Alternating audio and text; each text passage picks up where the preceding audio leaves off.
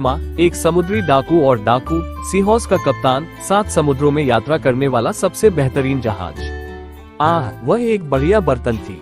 3 मस्तूल और 10 पाल उसे तेज बनाते थे और उसकी चिकनी पतवार उसे लहरों को आसानी से काटने देती थी। मेरा दल खुले समुद्र पर यात्रा करने वाले नाविकों का सबसे बेहतरीन समूह था। वे सीहॉर्स पर सेवा करने और धन में हिस्सा लेने के लिए दुनिया भर से आए थे।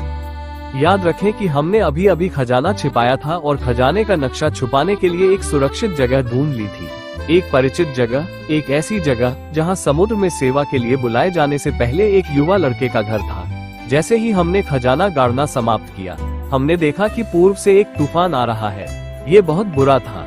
हवा तेज थी, बारिश ने हमारी हड्डियां तक भिगो दी, बादलों की गड़गड़ाहट हुई और बिजली ने चालक दल के सबसे बहादुर लोगों को डरा दिया। हम लॉन्ग बोट में थे, सीहॉर्स पर चढ़ने ही वाले थे, तभी यह घटना घटी। समुद्र का तल खुल गया और पानी बहने लगा। पानी गोल गोल घूमने लगा, पहले धीरे धीरे और फिर गति बढ़ाते हुए, जब तक हम भंवर में नहीं फंस गए। उफनते पानी को सीहॉर्स को समुद्र के तल तक सोखने में ज्यादा समय नहीं लगा।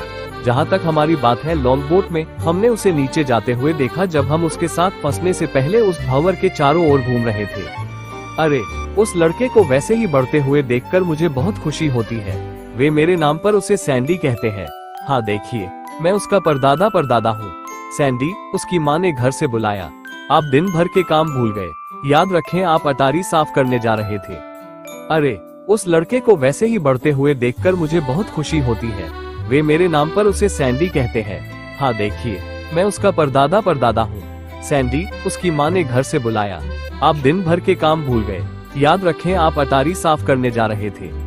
ओह, सैंडी बड़बड़ाते हुए धीरे धीरे घर की ओर चला। मुझे काम में कोई आपत्ति नहीं है, लेकिन अटारी की सफाई में वहाँ वर्षों से कोई नहीं आया है। यह अंधेरा, गंदा और मकड़ियों और अन्य डरावनी चीजों से भरा होगा। संभवतः वहाँ मकड़ियों के साथ 1 या 2 भूत भी रहते हैं। मैंने अटारी का दरवाजा खोल दिया। उसकी माँ ने कहा, सावधान रहें, ये थोड़ा अंधेरा है और बहुत सारा सामान इधर उधर पड़ा हुआ है या ढेर में रखा हुआ है। $100 की आत्मा ने सैंडी को देखते हुए मन ही मन सोचा, मैं उस तूफानी रात में भी वैसा ही दिखता होगा जब मैंने अपने लिए खजाने का नक्शा उसी कमरे में छिपाया था। मुझे आश्चर्य है कि क्या यह आखिरकार मिल पाएगा। यह इतना बुरा नहीं है, सैंडी ने खुद से कहा। यहाँ बहुत सारी साफ सुथरी चीजें हैं। मैं चलते चलते साफ सफाई कर लूंगा और इन सभी अलग अलग चीजों को व्यवस्थित करूंगा। $100 ने मन ही मन सोचा, वो लड़का बहुत मेहनती है। अगर मैं कर सकता तो मैं उसे अपने दल में शामिल कर लेता। वो यहाँ केवल कुछ घंटों के लिए आया है और उसका काम लगभग पूरा हो चुका है। सैंडी ने जोर से कहा, साफ करने और स्थानांतरित करने के लिए एक आखिरी चीज। ये जानते हुए भी वहाँ उसकी बात सुनने वाला कोई नहीं था। मैं बस इस पुराने ट्रंक को मिटा दूंगा और इसे वहाँ कोने में सरका दो। बहुत खूब, ये बात भारी है। मुझे लगता है कि इसे स्थानांतरित करने से पहले मुझे इसे खाली करना होगा। $100 ने मन ही मन सोचा, लड़का मेरे नक्शे के करीब आ रहा है। उसने ट्रंक से बहुत सी चीजें खाली कर दी है। अरे वाह, सैंडी ने कहा, इस पुरानी किताब को देखो। मैं अभी इसे खोलूंगा और एक नक्शा। यहाँ एक पुराना नक्शा है, एक खजाने का नक्शा। मैं इस पर विश्वास नहीं करता, मुझे माँ को दिखाना है। अरे, लड़के ने मेरे लिए नक्शा ढूंढ लिया। आखिरकार कोई मेरे लिए खजाना ढूंढ सकता है और विश्वास से परे अमीर हो सकता हूँ, $100 ने कहा। तुम्हें ये कहाँ से मिली? उसके पिता ने पूछा। यह इस पुरानी किताब में था। मैं अटारी में इस पुराने ट्रंक को हिला नहीं सकता था, इसलिए जब मैंने किताब देखी तो मैंने चीजें बाहर निकालना शुरू कर दिया। जब मैंने किताब खोली तो नक्शा बाहर गिर गया, सैंडी ने उत्तर दिया। सैंडी की माँ ने जोड़ा, यह निश्चित रूप से पुराना है और यह निश्चित रूप से एक खजाने का नक्शा है। और यहाँ देखो, इससे जो कुछ भी होता है वो हमारी संपत्ति पर दफन हो जाता है। इस नोट को किनारे से देखो, उसके पिता ने कहा। ये कहता है कि खोजने वाले के पास बेशुमार दौलत होगी और वह विश्वास से परे अमीर होगा। इस पर $100 नाम के किसी व्यक्ति द्वारा हस्ताक्षर किए गए हैं। आइए मानचित्र का अध्ययन करें। कल सुबह हम खजाने की खोज पर जा रहे हैं, उसके पिता ने कहा। yippee, सैंडी ने चिल्लाकर कहा। ऐसा प्रतीत होता है कि खजाना मिलने के करीब है, $100 ने कहा। सैंडी, तुम फावड़ा ले लो, माँ नक्शा पढ़ सकती है और मैं कंपास का उपयोग करूंगा, उसके पिता ने कहा जब वे अपने खजाने की खोज शुरू करने के लिए यार्ड में चले गए। उन्हें देखो जाओ, वे मेरे नक्शे का अनुसरण करने में बहुत अच्छे हैं। इतना ही, कुएं से पश्चिम की ओर 22 कदम, उत्तर पूर्व की ओर मुड़ें और 6 कदम चलें, फिर 11 कदम दक्षिण की ओर जाएं। वे मेरे लिए खजाना है, सैंड डॉलर ने कहा। सैंडी के पिता ने कहा, अगर हमने नक्शे का सही ढंग से पालन किया और वहाँ वास्तव में खजाना है, तो हम उसके शीर्ष पर खड़े हैं। मुझे खुदाई करनी है, सैंडी ने उत्साहपूर्वक कहा जब उसने रेतीली मिट्टी से कई का पहला स्कूप निकाला। अरे, वो लड़का बिल्कुल पुराने जमाने का लड़का है, उसे खोद कर देखो, तुम लगभग वहाँ हो बालक, हिम्मत मत हारो, सैंड डॉलर ने कहा। मैंने कुछ मारा, सैंडी चिल्लाई। यह एक बक्सा है, ये खजाना है, हमें खजाना मिल गया। आइए मैं इसे निकालकर आपको सौंप दूं पिताजी। एक पुरानी किताब, सैंडी ने निराशा से कहा। मुझे हीरे, माणिक और सोने के सिक्के मिलने की उम्मीद थी, कोई पुरानी किताब नहीं। अर्घ, मेरे लड़के, तुम अब हार मत मानो, तुम्हें पुराने पुस्तक बालक पर गौर करना होगा, सैंड डॉलर ने कहा।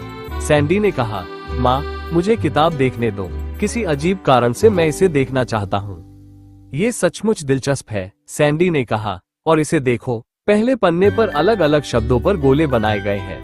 बहुत खूब, पीछे एक वंश वृक्ष और एक पत्र लिखा हुआ है। मुझे देखने दो, उसकी माँ ने कहा। अरे बाप रे, ये देखो, यहाँ एक शाखा है जिसका लेबल सैंडी है और इसके ऊपर एक गोले के साथ सैंड डॉलर लिखा है। सैंडी के पिता ने पूछा, क्या मैं किताब देख सकता हूँ? जब मैं छोटा लड़का था, सैंडी तुमसे छोटा था, तो मेरे पिता ने मुझे बताया था कि हमारे परिवार में एक समुद्री डाकू है। मुझे इसका अध्ययन करने के लिए कुछ मिनटों का समय दीजिए। सब कुछ पढ़ने के बाद मुझे यही पता चला, सैंडी के पिता ने धीमी आवाज में कहा। सैंड डॉलर एक समुद्री डाकू था, वो आपके परदादा भी थे। वो खुले समुद्र में रोमांच के लिए चला गया, समुद्री डाकू बन गया और खैर परिवार उसके बारे में भूल गया। उन्होंने इस पुस्तक में अपनी कहानी लिखी और इसे एक खजाने के रूप में छिपा दिया। इस किताब ने उसे सिखाया कि खजाना कैसे छुपाया जाता है। जैसा कि किताब में बताया गया है, उसने सारा खजाना, सोना, चांदी, जवाहरात ले लिया और उन्हें दफना दिया। वह पूछता है कि जो कोई भी यह अन्य खजाना पाता है वह इसे साझा करे, अच्छा करे और जैसा किताब कहती है वैसा ही करे। वाह, सैंडी ने कहा, काफी कहानी है, सैंडी की माँ ने कहा। और भी बहुत कुछ है, सैंडी के पिता ने कहा। और सैंडी, हो सकता है कि आप फावड़ा लेना चाहें। जब मैंने एक को उसके चारों ओर घेरा बनाकर देखा, तो मुझे याद आया कि सैंडी ने पहले पन्ने पर शब्दों को घेरे जाने के बारे में क्या कहा था। ये दूसरे खजाने का एक कोड है। सैंड डॉलर उसका समुद्री डाकू नाम था। पहले पन्ने पर 10 अक्षर और 10 शब्द घेरे हुए हैं। यही है खजाने की चाबी। एक नई खुदाई शुरू करें, बहुत नीचे खोदें और प्राप्त करें। हमारे द्वारा खोदे गए गड्ढे में और भी अधिक खजाना छिपा हुआ है। सैंड डॉलर ने कहा, अर्घ, ये देखकर मुझे बहुत अच्छा लग रहा है कि परिवार मेरी मदद कर रहा है।